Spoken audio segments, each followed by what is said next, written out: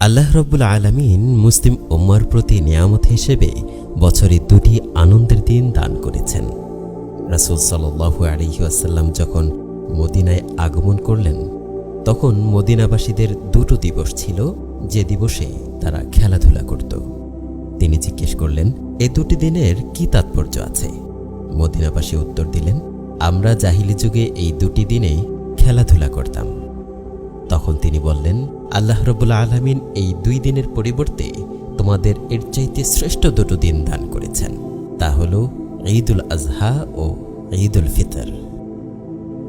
ঈদ শব্দের অর্থ হল আনন্দ, উৎসব বা এমন কিছু যা বারবার ফিরে আসে। ফিতর শব্দের অর্থ হল ভাঙা বা খোলা। সুতরাং ঈদুল ফিতর মানে হল রোজা ভঙ্গের উৎসব, অর্থাৎ দীর্ঘ 1 মাস সিয়াম সাধনার পর রোজা ভঙ্গ করে আল্লাহর দেয়া নিয়ামতের শুকরিয়া আদায় করে আনন্দোৎসব করার দিন ঈদুল ফিতর। ঈদ শুধু একটি ধর্মীয় উৎসব নয়, এটি মুসলিম সংস্কৃতির একটি গুরুত্বপূর্ণ অংশ। ঈদগাহে নামাজ আদায়, নতুন পোশাক পরা, মিষ্টিমুখ করা, আত্মীয় স্বজনের বাড়ি যাওয়া, এসব মুসলিম সংস্কৃতির এক অপরূপ আয়োজন। সবার জন্য উন্মুক্ত দাওয়াত, প্রতিবেশীদের সঙ্গে শুভেচ্ছা বিনিময়, ছোটদের ঈদ সালামি দেওয়া, এসব আমাদের সামাজিক বন্ধন দৃঢ় করে। রাসূল সাল্লাল্লাহু আলাইহি ওয়াসাল্লামের ঈদ উদযাপন ছিল আনন্দ, ইবাদত ও সামাজিক সম্প্রীতির এক অনন্য সমন্বয়। রাসূল সাল্লাল্লাহু আলাইহি ওয়াসাল্লামের ঈদ উদযাপন শুরু হতো ঈদের চাঁদ দেখার মাধ্যমে। চাঁদ দেখে মহান রবের শুকরিয়া আদায় করে তিনি বলতেন, আল্লাহু আকবার, আল্লাহুম্মা আহিল্লাহু আলাইনা বিল আমান ওয়াল ঈমান ওয়াস সালামাতি ওয়াল ইসলাম ওয়াত তাওফীক লিমা তুহিব্বু ওয়া তারদা, রব্বি ওয়া রব্বুকাল্লাহ। তিনি ঈদের দিন গোসল করে উত্তম পোশাক পরতেন এবং সুগন্ধি ব্যবহার করতেন। ঈদের দিন সাহাবায়ে কেরাম আল্লাহু আকবার, আল্লাহু আকবার, লা ইলাহা ইল্লাল্লাহু আল্লাহু আকবার, আল্লাহু আকবার ওয়ালিল্লাহিল হামদ উচ্চস্বরে এই তাকবীর পাঠ করতেন।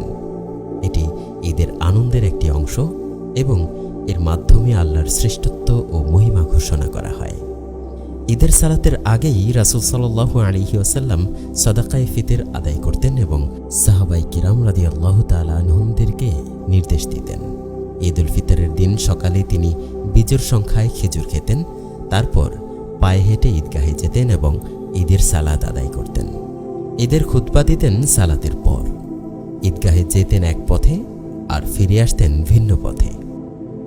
ঈদের নামাজ শেষে সাহাবায়ে কেরাম পরস্পর শুভেচ্ছা বিনিময় করতেন। একে অপরকে বলতেন, তাকাব্বালাল্লাহু মিন্না ওয়া মিনকুম। রাসূল সাল্লাল্লাহু আলাইহি ওয়াসাল্লাম ঈদের দিন আনন্দ করতেন এবং সাহাবীদেরও উৎসাহিত করতেন। একবার হযরত আবু বকর রাদিয়াল্লাহু তাআলা আনহু দেখলেন, নবীজি সাল্লাল্লাহু আলাইহি ওয়াসাল্লামের ঘরে ঈদের দিন কিশোরীরা গান গাইছিল। তিনি নিষেধ করলে রাসূল সাল্লাল্লাহু আলাইহি ওয়াসাল্লাম বললেন, হে আবু বকর, তাদের করতে দাও, আজ ঈদের দিন, আনন্দের দিন। ঈদের এই দিন একই সাথে আনন্দের এবং মহান রবের পক্ষ থেকে ক্ষমার দিন। ঈদ মুসলমানদের আত্মপরিচয়ের অংশ। যদি ঈদ যথাযথভাবে উদযাপন না করা হয়, তবে সাংস্কৃতিক আগ্রাসনের শিকার হতে হবে। ঈদকে ধর্মীয় অনুশাসনের ভেতরে রেখে আরও প্রাণবন্ত ও আকর্ষণীয় করে তুলতে হবে, যাতে মুসলিম সমাজ নিজস্ব সংস্কৃতি সংরক্ষণ করতে পারে এবং অপসংস্কৃতির প্রভাব থেকে মুক্ত থাকতে পারে।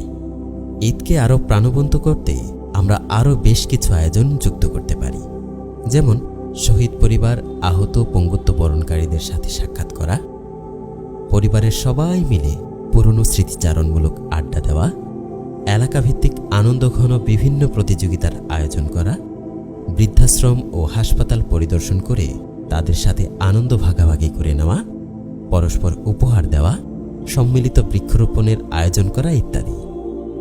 এবারের ঈদ হোক আরও বেশি আনন্দের, আরও বেশি উৎসব মুখর।